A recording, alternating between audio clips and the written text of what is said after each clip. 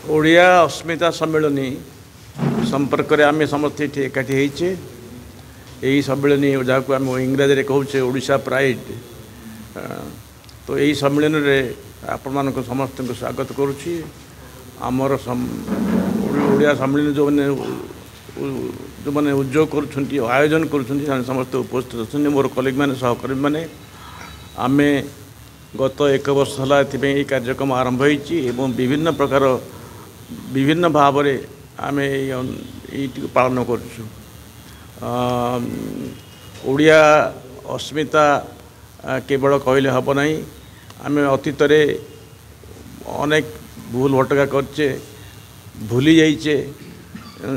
जो जाति निजर अतीत को भूलीज निजर इतिहास को भूलीज से जाति तार संस्कृति तार भाषा को रक्षा कर ना।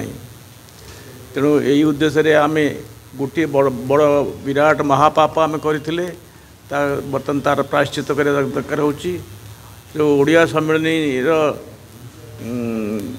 मधुबाबू जो आरंभ करते उत्कल सम्मेलनी से उत्कल सम्मेलनी 120 वर्ष पूरीला एवं से 120 वर्ष पूर्ति पालन उपलक्षे आम सारा पृथ्वी रे केवल ओडिशार नुहे ओडिशा बाहर भारत बाहर विभिन्न जगार सब आयोजन होमर ओडिया बंधु मैंने सब तार दायित्व नहीं एवं ये संपर्क में विभिन्न प्रकार आलोचना हो सेमिनार हो वर्कशॉप हो कार्यक्रम चलती। ये कार्यक्रम को आहरी आग को नापी आम आसंता 30 तारीख और 31 तारीख 2 दिन पालन करुच्छा एवं जो जाति निजर अस्मिता भूली जाइए स्वावलंबन कथा कहूचे स्वाभिमान कथा कहूचे बिना स्वावलंबन स्वाभिमान पाइबा ना बिना स्वाभिमान स्वावलंबन हो पार नहीं बिना स्वावलंबन स्वाभिमान हो पार। तेणु ये उद्देश्य जो उद्यम चली से उद्यम आप समस्त सहयोग कामना करुच्ची। आमर अध्यक्ष जी अच्छा अन्य सहयोग मैंने अच्छा गोटे कथा कहीकि अनुरोध करी आम गोटे